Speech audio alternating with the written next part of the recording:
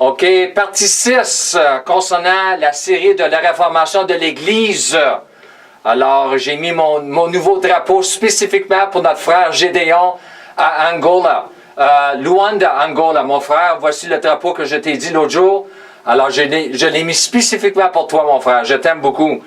Alors, nous commençons ici, partie 5. Ça, c'est ici l'Église elle-même, ce que la parole dit de l'Église. Alors, je commence avec une petite exhortation encore une autre fois. C'est que l'Église et le corps du Christ sont les mêmes. C'est la même chose. Alors, chaque fois que vous voyez le mot « Église », vous pouvez le traduire comme le corps du Christ et vice-versa. OK, très important. Il y a aussi beaucoup de synonymes dans la parole, dans le Nouveau Testament, concernant l'Église et le corps du Christ. Et les synonymes un peu sont ici, la nouvelle création, la nouvelle race humaine, la nouvelle naissance en Christ, les saints, la famille de Dieu, etc., etc. OK? Alors, c'est un peu un enseignement un peu long, alors je veux vraiment passer à travers aussi vite que possible. L'enseignement principal, comme j'ai dit, c'est l'Ecclésia elle-même, ce que la parole dit de l'Église, l'Ecclésia. OK, ça c'est le mot grec. Premièrement, nous commençons avec 1 Timothée 3, verset 5, c'est « Car si quelqu'un ne sait pas diriger sa propre famille ou sa propre maison, comment prendrait-il soin de l'Église de Dieu? » Alors, l'Église appartient à Dieu et non à l'homme. OK? Alors, le premier mot-clé ici, nous avons le mot « diriger » concernant sa propre famille. C'est l'idée de diriger, présider, être un protecteur ou un gardien, donner de l'aide, aux soins de, donner attention à, concernant sa propre famille. OK? Alors, Paul il dit, si tu n'es pas qualifié pour prendre soin de ta propre famille, comment tu peux prendre soin de l'Église? OK? Alors, c'est un peu avec les encadreurs aussi, parce que tu ne peux pas enseigner sur l'Église sans enseigner sur la responsabilité des encadreurs. Parce que les versets, des fois, souvent, ils parlent de l'Église et aussi ils parlent de la responsabilité des encadreurs. Alors, c'est des choses que je ne peux pas changer. Alors, ici, nous avons prendre soin, OK? Le mot prendre soin. Prendra-t-il soin? Mais c'est le mot prendre soin. C'est l'idée de prendre soin ou avoir soin d'une personne ou d'une chose, se préoccuper. Concernant quoi? Concernant l'Église de Dieu. L'Église appartient à Dieu, pas à toi ou à moi. OK? Alors, 1 Timothée 3, verset 15. Ça, ici, c'est un de mes versets préférés dans toute la Bible, dans tout le Nouveau Testament, concernant l'Église. Et je vais faire beaucoup d'enseignements pour élaborer sur ces versets éventuellement. Alors, je dois passer assez vite un peu aujourd'hui. Verset 15, c'est marqué ici, « Mais afin que tu saches, si je tarde, comment il faut se conduire dans la maison de Dieu. » Il vient juste de parler de la maison. Là, il parle de la maison de Dieu, qui est l'Église de Dieu. La maison de Dieu et l'Église de Dieu, vivant, la colonne et la pluie de la vérité. OK? Le premier mot-clé ici, c'est se conduire. Se conduire, nous avons le mot grec, c'est l'idée de vivre ou passer son temps. Alors, comment faut vivre dans la maison de Dieu? Se conduire dans la maison de Dieu. Alors, numéro 2 ici, c'est le mot maison. Nous avons le mot grec, c'est l'idée d'un lieu d'habitation. Mais ici, mon observation, mon commentaire sur ce mot maison ici, c'est que nous sommes le temple de Dieu, de l'Esprit Saint. OK? Alors ça, c'est trouvé ici dans 1 Corinthiens 6, 19. Ne savez-vous pas que votre corps physique, est le temple du Saint-Esprit, est le corps du Christ, qui est en vous, que vous avez reçu de Dieu, l'Esprit Saint, pas le corps, mais l'Esprit de Dieu, et que vous ne vous appartenez point à vous-même. Je vais faire un gros enseignement sur cela. Ça va libérer beaucoup de chrétiens charnels, ou j'espère que ça va libérer les chrétiens charnels dans nos églises aujourd'hui. Parce que les chrétiens charnels, ils font qu'est-ce qu'ils veulent. Ils pensent que Dieu ne voit pas qu'est-ce qu'ils font, ils pensent qu'est-ce qu'ils veulent, ils parlent qu'est-ce qu'ils font, ils disent qu'est-ce qu'ils veulent dire, mais la parole nous enseigne que nous n'appartenons pas à nous-mêmes, nous appartenons à Dieu après nous avons été sauvés, hein? Parce que nous avons été rachetés avec son sang. Je vais toucher sur cela bientôt. Alors ici, nous avons le mot maison. Après ça, nous avons le mot colonne. Nous avons le mot grec. C'est l'idée d'un pilier, un appui ou support ou un étai. Ensuite, nous avons le mot appui concernant la vérité, la colonne et l'appui de la vérité. Nous avons le mot appui, c'est l'idée de rester support, appui ou un soutien. Je vais faire j'ai écrit beaucoup sur cela des années passées et je vais faire une série sur cela. OK? Alors, le dernier mot ici, c'est le mot vérité. J'aime ce mot ici. C'est l'idée de ce qui est vrai, quelle que ce soit la considération, vraiment, selon la vérité, en réalité, en fait, certainement, ce qui est vrai dans ce qui appartient à Dieu et au devoir de l'homme, vérité morale et religieuse, la vérité enseignée dans la religion chrétienne, j'aime pas le mot religion concernant la chrétienté, mais en tout cas, c'est dans nos dictionnaires quand même, appuyée sur Dieu et l'exécution de ses buts à travers Christ, dictant les devoirs de l'homme, rejetant la superstition des païens et les inventions des Juifs. Et ici, c'est très important ici. Et les opinions corrompues des faux enseignants pouvant se trouver parmi les chrétiens. Oui, l'Église est pleine de ça. Et le dernier, j'aime le mot ici, le mot véracité. OK? Alors, nous avançons ici concernant une observation et un commentaire. L'Église, l'Ecclésia, est le seul instrument sur la terre avec lequel Dieu doit travailler pour faire connaître sa vérité dans le monde. Très important, nous sommes l'Église. Nous sommes l'Église. Nous devons devenir des instruments de vérité. OK? J'ai parlé sur cela. Le dernier vidéo, je crois. Que notre préoccupation comme des croyants, comme des encadreurs, même des croyants, ça devrait être la vérité. Jésus a payé un grand prix pour nous redonner la vérité que nous avons perdue à travers la chute de l'homme. OK. Nous avançons Éphésiens 1, 22. Il a tout mis sous ses pieds et il a donné pour chef suprême à l'Église. L'Église a un chef.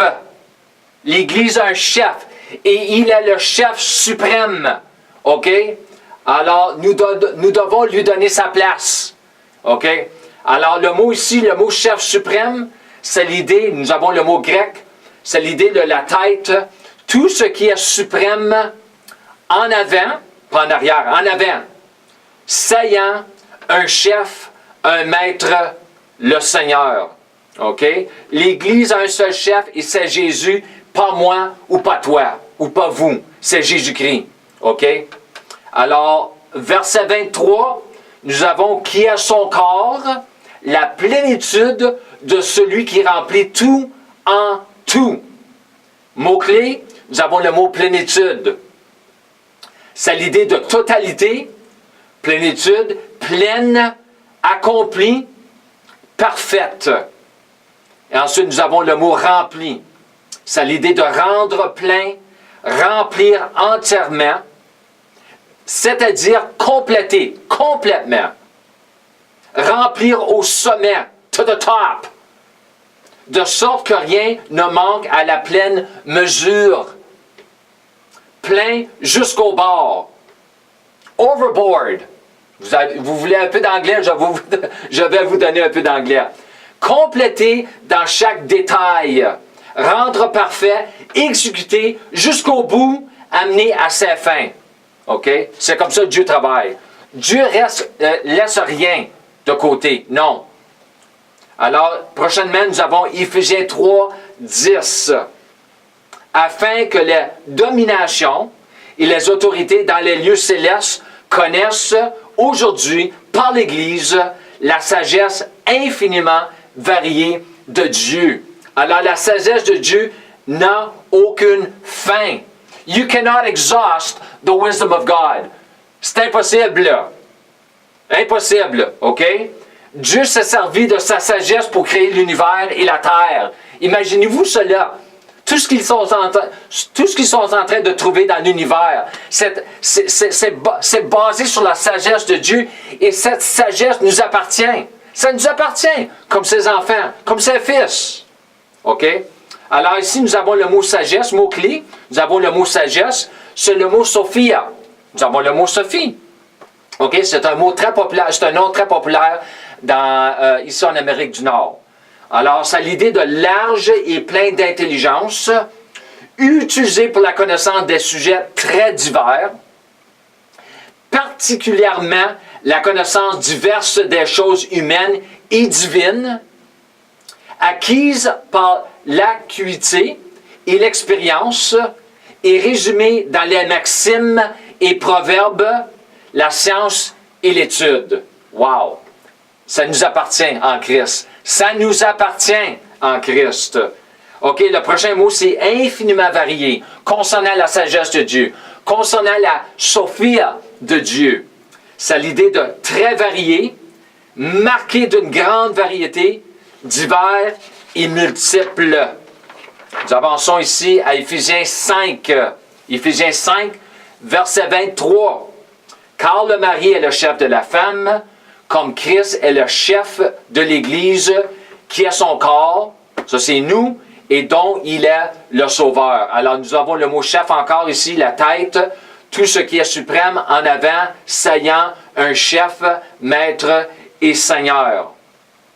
Avançons au verset 27, Éphésiens 5, afin de faire paraître devant lui cette Église glorieuse, sans tache, ni ride, ni rien de semblable, mais sainte et irrépréhensible. Wow! OK? Alors, Dieu va avoir une Église qui est glorieuse. Nous avons de l'ouvrage à faire, hein? Oui. Alors, mot-clé, le premier mot, c'est le mot glorieuse. C'est l'idée de tenue en bonne ou grande estime, de haut renom, illustre, honorable, estimé, notable, glorieux, splendide, libre de péché. Libre de péché. Libre de péché. Non. Nous avons beaucoup d'ouvrages à faire dans l'Église. Hein? C'est pour ça que nous faisons la série sur la réforme de l'Église, la réformation de l'Église. L'Église, c'est le peuple de Dieu. Nous devons être réformés. Nous commençons avec les encadreurs. Nous commençons avec nous-mêmes. OK? Alors, le prochain ici, c'est le mot tache. Pas de tache ou de ride. Sans tache ou sans ride. Alors, le mot tache, c'est l'idée de souiller ou tacher quelque chose. Souiller du linge souillé. J'aime pas ça, moi, porter du linge souillé. Nous mettons ça dans la laveuse et nous lavons cela. Hein? Alors, nous devons mettre les croyants dans la laveuse et les laver. Hein? C'est ça la réformation. Les laver avec la parole de Dieu. OK? Et le mot ride. Tu sais, quand vous vieillissez, nous avons commencé à avoir des rides. Moi, je n'aurai pas de rides. Je vais croire Dieu que je ne veux pas avoir de rides quand je vais vieillir. OK? Alors, des rides. Dieu ne veut pas avoir de rides dans son Église. OK? Alors, nous avons le mot grec là. Aussi, ici, nous avons le mot sainte, qui a l'idée de Dieu va avoir une Église sainte. Glorieuse, mais sainte. Un saint, une chose très sainte, consacrée. Consacrée. Consecrated. OK? Et le dernier mot ici, c'est irrépréhensible. Il veut avoir une Église qui est irrépréhensible. C'est l'idée de sans défaut. Sans défaut. Imaginez-vous une Église sans défaut. Sans reproche, irréprochable, comme un sacrifice sans tâche ni défaut, sans faute.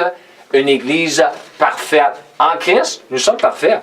Dans notre esprit. C'est l'âme. C'est ça le problème. C'est dans notre âme. C'est l'âme qui doit être renouvelée, transformée en son image. Je vais faire beaucoup d'enseignements sur cela. OK. Nous avançons ici. Colossiens 1, 18. Il est qui? Christ. Il est la tête du corps de l'Église. OK?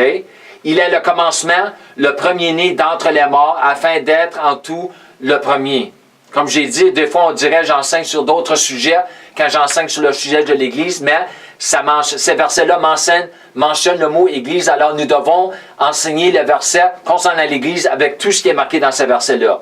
Alors, et nous ne pouvons pas enseigner sur l'Église sans enseigner sur le chef de l'Église, parce que l'Église est basée sur le chef. Alors, si vous voulez connaître l'Église, nous devons connaître le chef. OK? Alors, ici, nous avons le mot-clé. Premièrement, c'est le mot tête. c'est l'idée de tout ce qui est suprême, en avant, saillant, un chef, un maître et un seigneur. C'est le même mot pour le mot chef que nous avons regardé avant. Nous avons aussi le mot commencement. C'est l'idée de commencement, c'est l'idée de la personne ou chose qui commence quelque chose. La première personne ou d'une chose ou chose d'une série. Le chef, le leader, ce par quoi toute chose commence. L'origine, la cause active. OK? Prochain mot clé, nous avons le mot premier-né. J'aime ce mot-là, premier-né. Ça l'idée de le premier-né de toute la nouvelle création. Je crois que c'est dans le verset 15, je crois. En tout cas, le premier-né de la nouvelle création, c'est l'idée de l'incarnation. Vraiment, la naissance du deuxième ou du dernier Adam. Mais ici, c'est marqué ici, le premier-né d'entre les morts. Qu'est-ce que ça veut dire, le premier-né d'entre les morts? Ça veut dire que Jésus, depuis la chute de l'homme, nous avons le premier Adam. Alors, il a tombé. Nous avons la chute de l'homme pour 4000 ans jusqu'à temps l'incarnation, la naissance du deuxième Adam. Alors, Jésus, quand il est né, la parole, Dieu la parole est devenue chair. Hein? Jean 1, dans Jean 1, 14, je crois. Alors, Jésus est le premier pour être né entre les morts qui sont morts dans leur esprit envers Dieu. Il était le premier qui était vivant envers Dieu. Tu parles d'une expérience, toi, d'être sur la terre le seul être humain qui est vivant envers Dieu. C'est pour ça, lui, il est venu pour commencer la nouvelle création. Il commençait pour nous amener la nouvelle naissance à travers de la nouvelle nature. Je vais enseigner beaucoup sur cela. Ça va vous libérer de la religion, ça, et des fausses doctrines. OK? Alors, le dernier mot ici, c'est le mot premier. C'est l'idée d'être le premier, tenir la première place. Jésus veut avoir la première place dans l'Église. Jésus veut avoir la première place dans ta vie, dans ma vie. Jésus veut avoir la première place dans ton ministère. Jésus veut avoir la première place dans tout ce qu'il te demande à faire. Il veut avoir la première place. Il est le chef. OK? Alors, nous devons le remettre à sa place. OK? C'est ça. Ça fait partie de la réforme. OK? Ma dernière page ici. Alors, Acte 20, verset 28. Prenez donc garde à vous-même et à tout le troupeau sur lequel le Saint-Esprit vous a établi évêque. C'est le mot épiscopo, bishop, pour paître l'Église du Seigneur qui s'est acquise par son propre sang. Très intéressant ici, c'est le mot paître. J'aime pas le mot paître. C'est le mot anglais, c'est le mot shepherd. OK? C'est le mot, nous avons le mot grec ici, c'est l'idée d'alimenter, c'est l'idée de s'occuper de, garder, diriger, gérer et nourrir. Ça vient du mot poimen, OK? Nous avons notre mot anglais pastor ou notre mot en français pasteur. J'aime pas le mot pasteur ou pasteur, ça vient du latin. C'est le mot berger, mais c'est l'idée de protéger. Protect. Protéger de quoi? Des loups. Des loups. La fausse doctrine. C'est ça un vrai berger. Il protège les brebis des loups. OK? Alors c'est pour ça que nous devons ramener la réformation dans nos encadreurs. OK? Pour qu'ils commencent à protéger nos brebis, qu'ils commencent à protéger les enfants de Dieu. À place de les enseigner des hérésies, il faut qu'ils commencent à leur enseigner de la vérité. OK? Et le dernier mot ici, c'est le mot acquise. C'est acquise par son propre sang. Se préserver pour soi-même, obtenir pour soi-même et acheter. Nous avons été rachetés par son sang. OK? Alors, c'est pour ça que nous n'avons pas le droit de faire qu'est-ce qu'on veut. Jésus, qu'est-ce que Jésus a dit lui-même? C'est notre patron, hein? C'est le chef. C'est un exemple. Jésus a dit lui-même dans Jean 5, 17, 19 et 20 et 30, verset 30, en tout cas, je ne fais rien de moi-même. Selon ce que j'entends, je décide et mes décisions sont justes, mes jugements sont justes, parce que je ne cherche pas ma volonté, mais je cherche la volonté de celui qui m'envoie. OK, moi je confesse cela chaque jour. Je confesse que je cherche cela, je cherche seulement la volonté de celui qui m'a sauvé et que celui qui m'envoie. OK? OK, dernière page ici. 1 Corinthiens 1, nous avons verset 2. À l'Église de Dieu qui est à Corinthe, à ceux qui ont été sanctifiés en Jésus-Christ, appelés à être saints, et à tous ceux qui invoquent en quelque lieu, que ce soit le nom de notre Seigneur Jésus-Christ, leur Seigneur et le nôtre. OK, mot-clé ici, c'est le mot sanctifié. OK, sanctifié, c'est l'idée d'être vénérable ou sanctifié, séparé des choses proffanes et consacré à Dieu, épuré par expiation, libéré de la culpabilité du péché. Prochain mot aussi, c'est le mot appelé. Nous avons été appelés à être saints, invités par Dieu par la proclamation de l'Évangile à obtenir le salut éternel dans le royaume à travers de Christ, appelés à une fonction divinement choisie et désignée. Très important. Et le dernier mot ici, c'est le mot saint. C'est le mot hagios. C'est le même mot qui est utilisé pour le Saint-Esprit. Ça veut dire un saint, une chose très sainte, quelque chose, une personne consacrée. Alors, je vous remercie pour votre temps et je veux vous laisser savoir, j'ai une petite surprise. Le prochain vidéo, ça va être sur les femmes, le ministère, leur place dans le ministère, dans l'Église. Et le dernier vidéo, je vais faire un enseignement que le Seigneur m'a donné 3 jours passés quand je me suis réveillé le matin. Mais c'est une surprise. Vous allez le voir, vous allez vraiment aimer cela. Alors, je vous remercie encore, je vous aime et au prochain vidéo. Amen.